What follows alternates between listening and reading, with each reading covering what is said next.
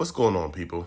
Welcome to Members Only. Now, before we start, I want to shout out my day ones, the people that was rocking out with me from the jump, all my upper echelon members. Damian Irvin, one of my VIP members. You see he got that star next to his name. Shout out to Martin Warren. Hope all is well. And my main man, Mr. Mason. Hit me when you see this. Shout out to all my subscribers. Y'all gonna like this one.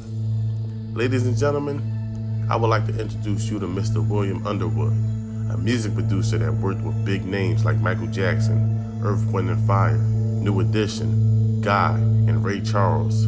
He went to manage Johnny Gill. Now, on top of all that producing and managing, he also managed a group called the Vigilantes. But the only difference is the Vigilantes didn't sell music, they sold smack and was known for that murder game. They had control of multiple apartments and sold an estimated 20 grand worth of dog food a day.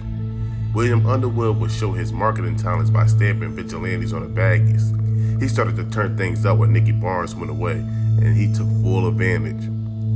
Underwood already had a criminal background, with 2 gun charges in 1973 and 1976.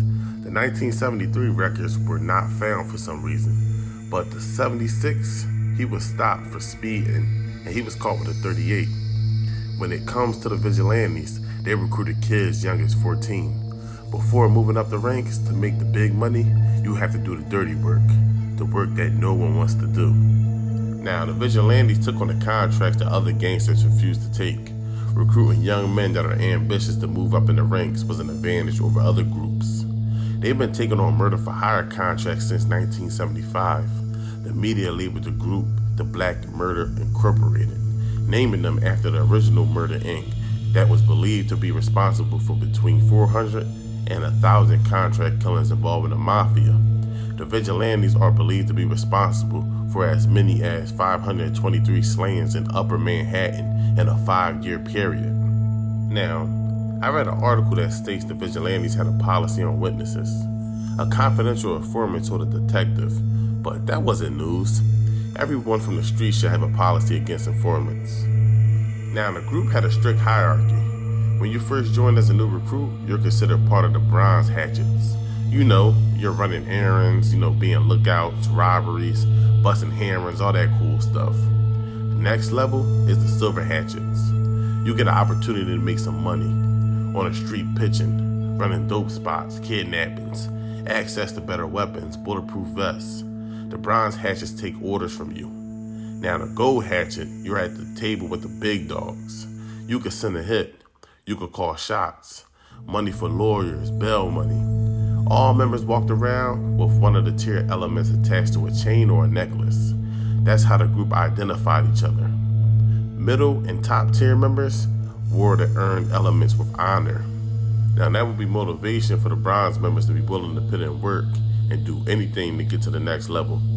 Now, 22-year-old Ned Sanders testified on the stand that he joined the group starting off as a lookout, patrolling the streets, looking out for cops. Now, he said that he made $200 a week. He eventually moved up to a Silver Hatchet, moving H, making $2 grand a week. Now, y'all see the big change? That's a hell of an increase. You go from $800 a month to $8 grand a month. That's life-changing.